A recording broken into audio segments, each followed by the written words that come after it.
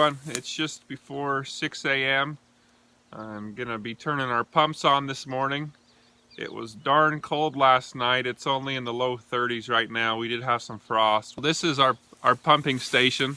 These are our two pumps right here. One of those pumps is 400 horsepower. The other one's 250.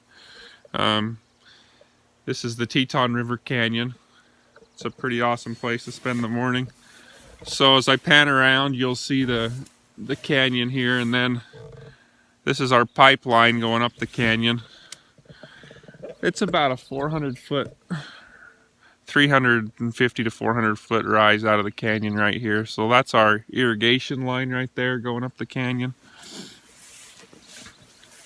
But I'm gonna fill the oilers that lubricate the shafts on these pumps and check some other things out, and then I'll go ahead and start them.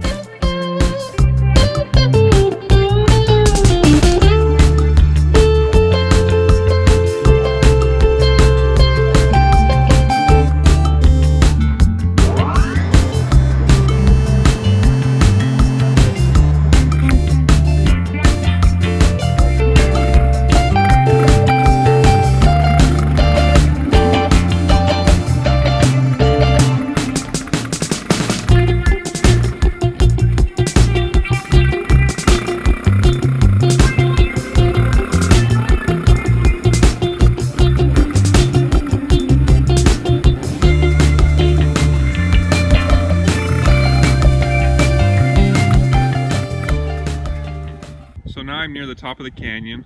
You can see the water line coming up through the bushes right there. It comes right under my feet through this thrust block that helps hold everything in place. Continues up near that telephone pole before it turns up into the field. And we water about 800 acres with those two pumps. So right here in the edge of the field where the main line turns up to go into the field, these are the switches that send power to our irrigation center pivots. And so there's electrical wire that's in this conduit that runs under the ground up to our center pivots. You can see one there and then another one off in the distance behind it.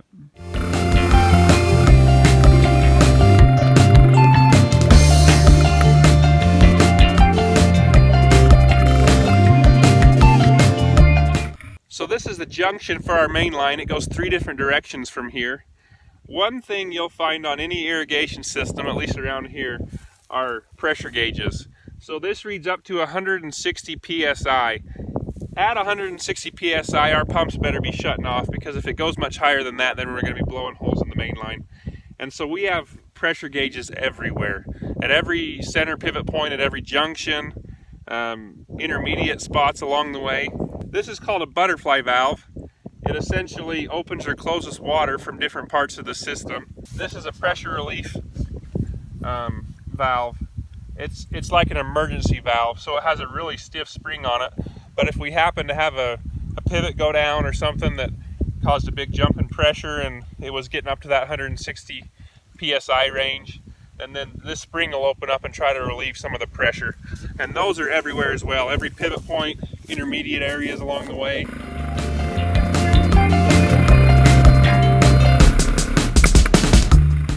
So this is the center pivot. This is what we irrigate most of our farm with. And so it all rotates from this center location. As you get farther away from the center, the farther the spans move to go around in a circle.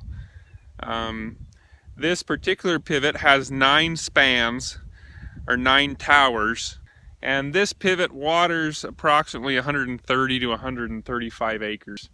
And it will run 950 gallons per minute of water. So again, here's some of those features that I was telling you about. There's our pressure gauge. As you can see, it's reading about 90 psi right now, here over 90. There's our butterfly valve to let water in or out of the pivot. This is an air valve. So when you don't have your pumps on, you turn them back on, there's air in your main line. This lets the air out until the water gets there. Once the water gets there, it pushes that little plastic ball up and seals the hole. This is that emergency pressure relief valve. And here's another junction. So this particular junction sends water to the south 2 to 2.5 miles from here to water some more of our fields.